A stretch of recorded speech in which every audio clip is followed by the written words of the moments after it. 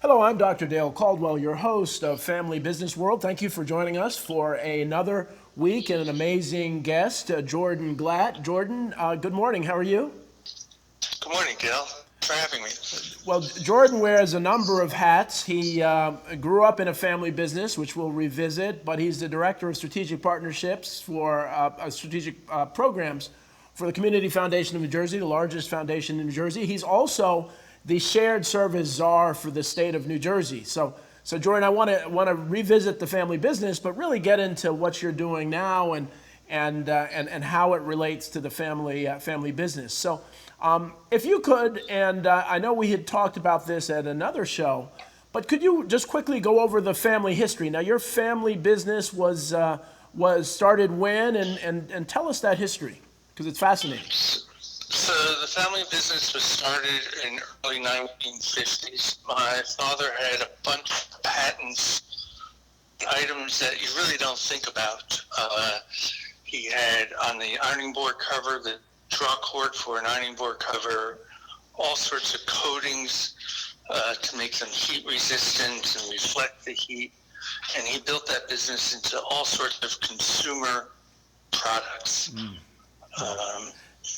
Which, selling to the Walmarts, Home Depots, we're in just about literally every retailer in the United States.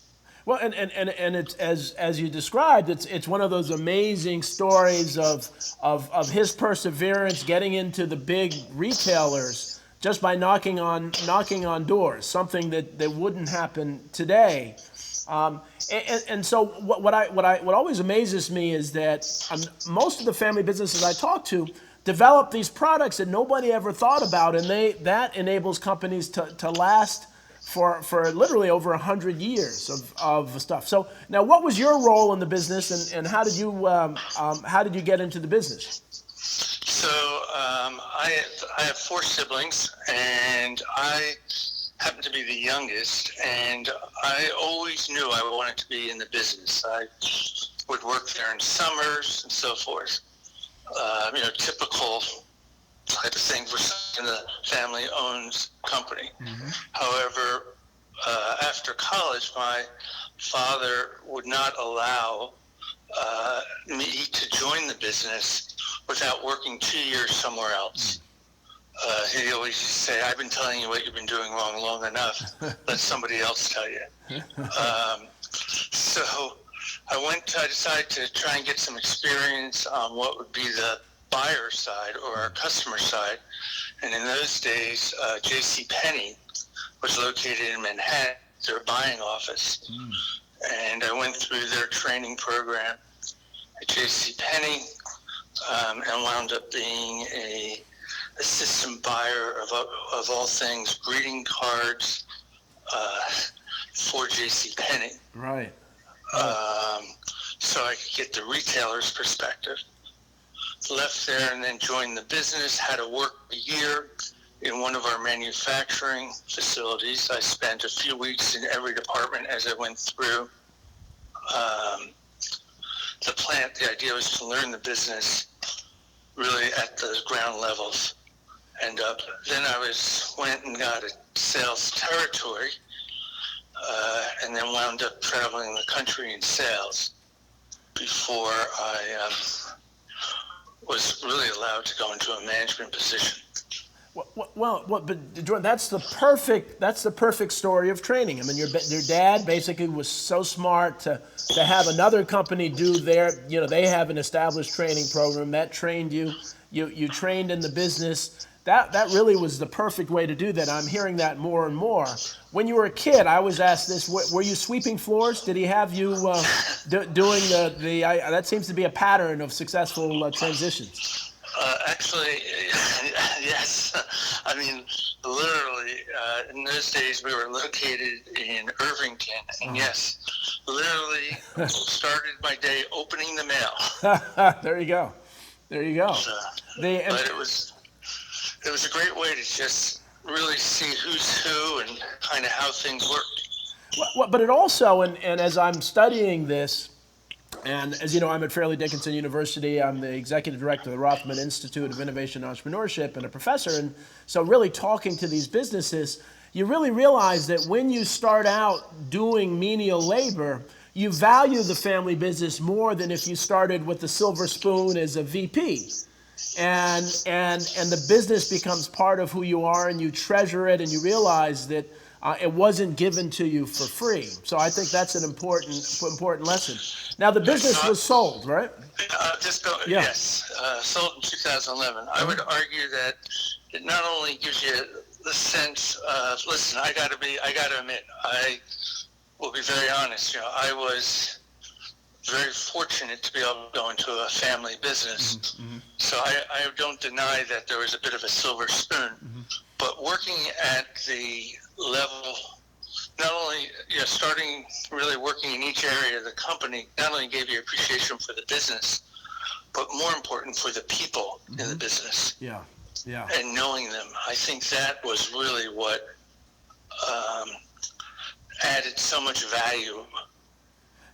And so one of the things, and so I wrote this book called Intelligent Influence, and I do a lot of training on influence, which I'm teaching empathy, and the reality is that it's not your fault that you were born into a family that had a business, and it's not someone's fault that they were born into a poor family.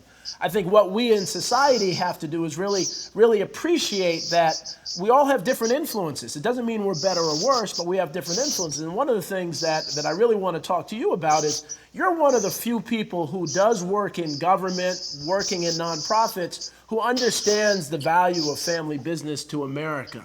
And so I really want to, and we'll talk more about the role and what we can do from a public policy perspective, from a nonprofit perspective, to really support family businesses and hiring people. And I just love that background. But so now tell me the story of so the business was sold in 2011. What precipitated that? So I was the only family member in the family business, and I had 3 siblings.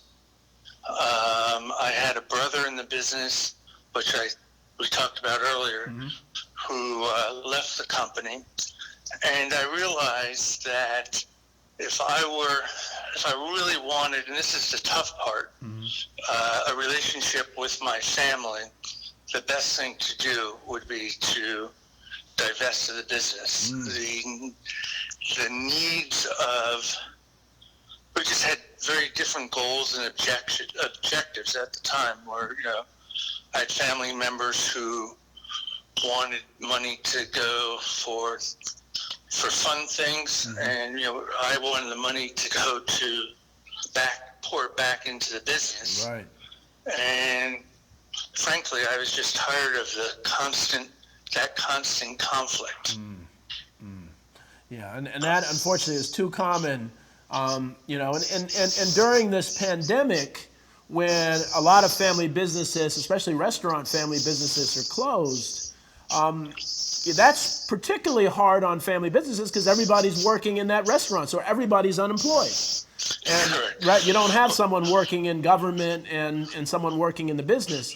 So it's the family survives together or struggles together, and so the business was sold, and what did you transition to after that? So after that, I thought I would take. My thought would be to take a year and just figure out what I wanted to do. And shortly after, I wound up in a AdTech startup. It was a reward for engagement business. In other words, you engaged with a brand, right, and in return you received something. In that case, it was music. So it was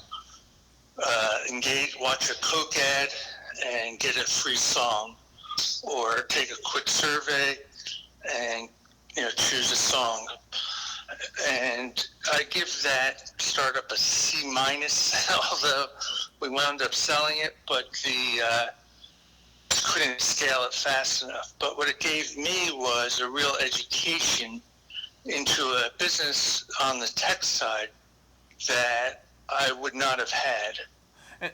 And so tell me about it, because that's particularly interesting to me, because I actually had that idea in 2000. I said, well, why not, like commercials, do that? I didn't realize the company had really tried that.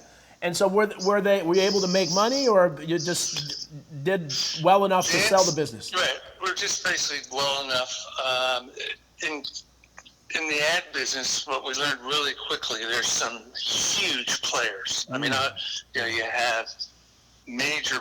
We just couldn't scale up fast enough to compete. So the right thing for it to be was to be tucked into another business. Right. Did that survive? Did that division survive, or did it did, although it looks very different today. What's happened is the way music is consumed. It's amazing how fast things change. Yep. You know, people don't own music; it's all streamed. So the value of that quote unquote free song, it's free anyway. So it's moved to other content. So it may be engage with the brand and get never seen before the halftime speech of the Super Bowl, or that type, content that's of interest to individuals. Yeah, interesting. All right, so you did that. That was sold. What was next? So then I wound up. I always, from my time, always had a philanthropic venture going on. Really, since I was very young. And the Community Foundation of New Jersey is, as you mentioned earlier, is one of the largest foundations in the state. I've known them for years and felt that wound up joining them and really enjoyed it. It's a very different world, though, moving from the private sector to the business sector to the not-for-profit sector. Totally different culture, but obviously, I think some of your family business experience helps you understand. I had experience in the public-private. I was deputy commissioner at DCA. I was the executive director of the Newark Alliance, and then I worked at Deloitte Consulting. And that experience of the public, private, and nonprofit sectors, I think more people should have that experience because you understand why things work or don't work. And you're one of the few people I know who's had senior roles in each of those sectors. And so, are you engaging family and small businesses at the Community Foundation at all? Yes, we have many. So we're basically a host of donor-advised funds, and many of our fund holders are, entrepreneurs and families, and they, as a family, they direct their philanthropy. Right. And so you've been there how long now? Close to 4 years. Okay, wow. And now I understand you had something to do with the concert on TV, the fundraising event. Tell me about that. So the Community Foundation is hosting the New Jersey Pandemic Relief drive that's actually chaired by the governor's wife, Tammy Murphy, and has a board, and wound up doing a totally virtual fundraiser. Right. Okay. And it was really early on. Now they've become quite common. But within a period of like 12 days, we wound up getting, if you saw it, Springsteen, Danny DeVito, Bon Jovi, all to come together and put together a live, basically telethon. Now this was in April? This was in April. In April, I mean, literally just weeks after this Shortly thing after broke. the shutdown. Yeah, and so how did you get that? How did you get the stars? Jordan, hold that thought. We're going to take a commercial break in a little while, and I want to come back and talk about that, and then talk about your role in government and politics. All from a family business perspective. So we will be right back after the commercial break. Great. Here you go, Richard. Oh, is that too hard for you? No. Is it too hard for you? Woo! We're playing catch now. Oh, shit. What do I want to be when I grow up? Maybe a musician? A veterinarian? Maybe an equestrian? mommy? Well, why not be all these things and more? Consider joining me, Dr. V, with friends and colleagues as we explore a wide range of topics together. V is for variety, here on RVN TV.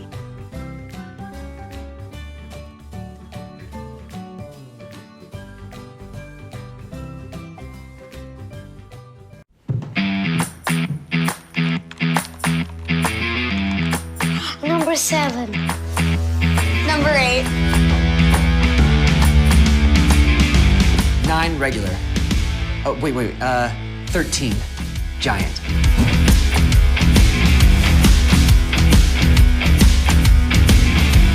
The usual? Of course. Number 1. Jersey Mike's, a sub above.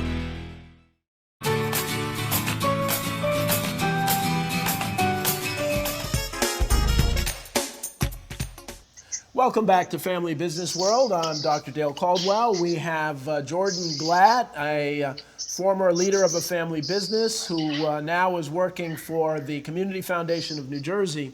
We were just talking about this amazing, really the first major national fundraiser that you helped to put together for the pandemic relief. And so the Bon Jovis of the world and the Springsteens and the Danny DeVitos. And you were saying in 12 days you were able to pull this together. How did that happen? How were you able to get so many celebrities? Well, frankly, when you have the governor's wife making phone calls, people tend to take the call. That's that's for sure. And there's no secret that the governor and Bon Jovi are longtime friends, and he was very instrumental in kind of harnessing the talent together, and it all came together. Yeah. It was what was most inspiring was not just the celebrities coming together, but it's how the state responded. And what was how much did you raise in that? In that hour, we raised over $3 million in the hour, and there's still checks coming into pandemic relief. I think we're up to like over 30 million today. Wow, that's amazing. That's amazing. And 1 hour is 1 hour on TV. It was great. I think I caught most of it, but it was what a testament. And now, as you said, there are more and more of those things going on. And so let's go back a little bit. And so you got into politics. How did that happen? I was always I really was involved in the town on the not-for-profit side. Okay, now which town? Which town? Summit, New Jersey. Summit, New Jersey. Okay. But never really thought too much about politics. I got involved in the Corzine campaign when he ran for Senate. Well, he lived in Summit, right? Yep, and just. Right, and in fact, I was on his lawn when he announced he was running for U.S. Senate. Were you there? Were you on the lawn? I was there. There you go. Yeah, I remember that. Yeah. And he got involved and kind of just exposed me to it. And Summit was one-party rule forever. No Democrat had ever even run for mayor in Summit in its history. And I wound up going to a council meeting, and what was interesting I found was they took the citizens' comments at the very end of the meeting. 11 o'clock at night, and when the citizens stood up, they'd flip an egg timer over. Right. And to me, that kind of reeked as, we don't have to listen. Right. So I decided to run. And I was not only the first Democrat to run for the office, but the first Democrat to become mayor of Summit. Wow. That's Now, in hindsight, now when I serve, some days I wish I had the egg timer. I could tell you that. Yeah, it's different being on the other side. Exactly. But Jordan, but that's an important thing, because one of my criticisms of family businesses is that they don't speak up enough about their value to society to politicians. They don't get active in the political system as much as they have to. And my hope is this message to family businesses, especially now, is that you can't sit back and say, hey, we're a good business, we're adding tax revenue. You've got to be aggressive to really let the world know how important you are. I agree, Dale. I have to say, it always kind of flabbergasted by the fact that family, for a lot of the merchants, their biggest asset is sitting right in the town, and they would have no relationship with the local government. And if you think about it, between zoning and the way things, the local government can have a bigger effect than their taxes, than anything else. Influence. And the family and the local businesses kind of ignore the city officials, feeling like they feel they can't influence it, which is wrong, or they just have no interest, which is also wrong. And one of the things that I say almost every show is that if every politician in America, Democrat, Republican, Independent, had to have made payroll, this would be a very different country. It would be a very different country, because people don't understand how hard it is, but they're not giving the case. They're not really making that case. In fact, one town, which I know very well, I won't say which town, actually doubled the local taxes on the businesses so that they could give the residents a tax break in an election year. And the businesses were complaining, but they had no relationship with the council. So so what did you learn? Go ahead. So exactly where I was going. The common denominator between government and business, and it's all about people. Yep. People and communication. Same with philanthropy, right? If you can't empathize with the other side or deal with if labor can't deal with management, if merchants can't with the government, if funders with the fund holders, it's never going to work. Creating a relationship for an honest conversation in all those instances is the bottom line. It's the bottom line. And I really think where there's too much of a divide between Republicans and Democrats and independents, that there's so much common ground that we seem to overlook. I mean, everyone believes that small businesses should success and that people should have jobs, and there's much more common ground. And so I think we need to kind of break through these walls of partisanship for the good of the country and the good of municipalities. And so you did that. Now being the czar of shared services, how did that come about? So when I was at Summit, I think probably coming from running a business, I was thinking, we have all these assets that are used sporadically. Street cleaners is a great example. $600,000 piece of equipment used a couple times a week. You go right over to the next town, they have the same thing. And it kind of started saying, why can't we just share a lot of these assets between the two towns? And I kind of got a reputation of creating these little agreements with our neighboring towns to do that. And then when the governor, when Murphy became governor, I knew him and I was telling him about this, and he felt it was a good idea, and he started on this kick for communities on a larger scale to share services, which is not new, but the way we're approaching it is very different. Right. Every other governor has kind of hammered town consolidation. New Jersey has 566 municipalities, which means 566 police forces, DPWs. But trying to get a town to consolidate with another town is really difficult.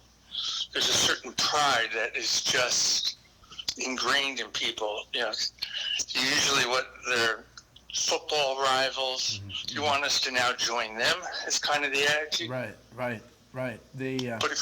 But if you can share, if you can start by sharing the services that people don't think about, tax assessors, DPW departments, and take some of that labor out, and more trust gets built up, you can keep the individual town's identity and take a ton of cost out.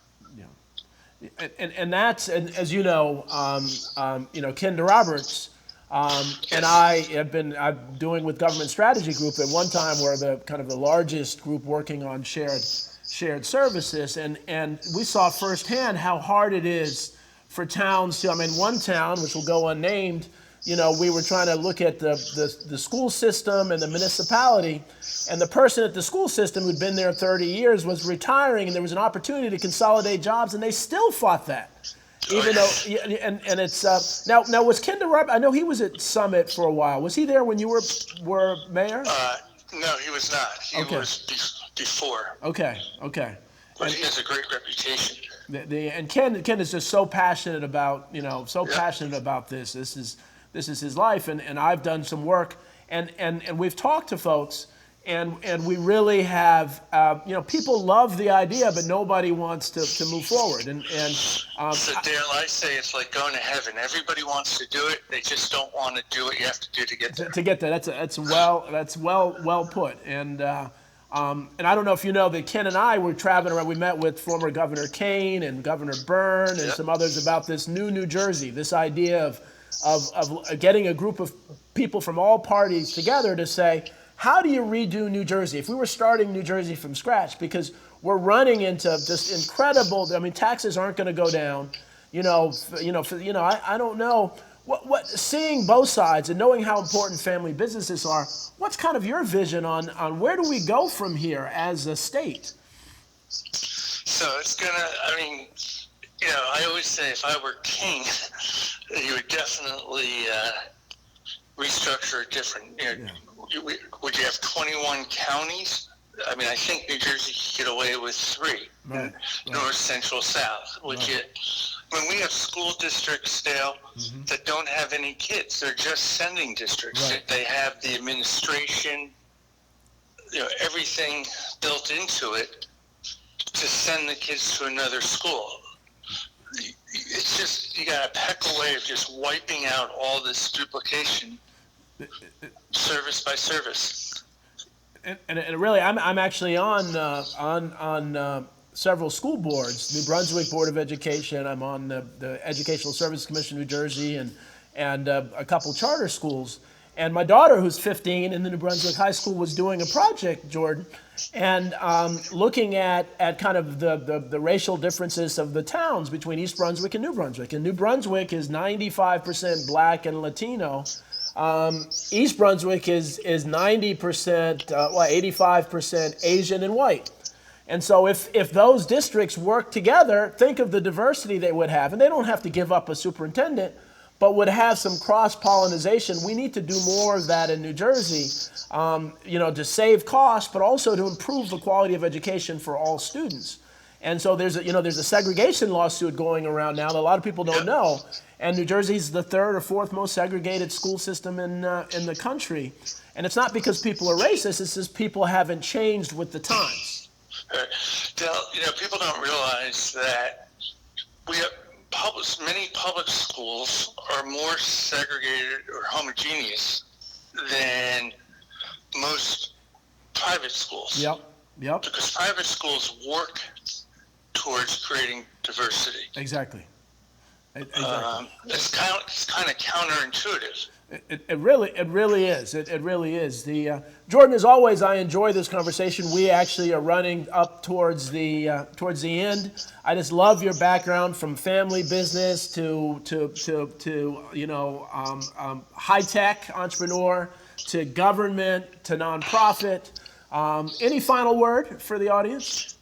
No, just thank you for having me and keep getting the word out. You're doing a great service. Well, Jordan, thank you very much. And I want to thank all of you for watching another episode of Family Business World, and we will see you next week.